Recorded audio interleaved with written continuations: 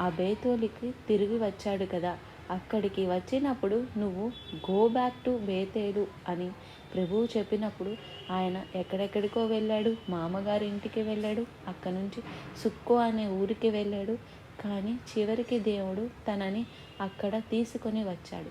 అక్కడ పెరిగినటువంటి ఆ బిడ్డలు, ఆ యోసేపు చివరికి ఎక్కడికి వెళ్ళాడు చెప్పండి? అన్యజనులైన అన్య జనాంగమైన వారి దగ్గరికి ఒక బానిసగా వెళ్ళినప్పటికీ వారికి మంత్రిగా, నాయకుడిగా, అన్నదాతగా హెచ్చించబడ్డాడు. ఎస్, దేవుని అభివృద్ధి మన పట్ల, మన బిడ్డల పట్ల ఎల్లప్పుడూ ఉంటుంది. ఒకవేళ మీ జీవితంలో ఇంకా మేము అదే ఇంట్లో ఉన్నాము, అదే సంపాదన, అదే స్థితి, మా బిడ్డలు ఆ 10th క్లాసే చదువుతున్నారు, మళ్ళీ మళ్ళీ ఫెయిల్ అయిపోతున్నారు, ఏది ప్రయత్నాలు చేసినా ముందుకు వెళ్ళటం లేదు అంటే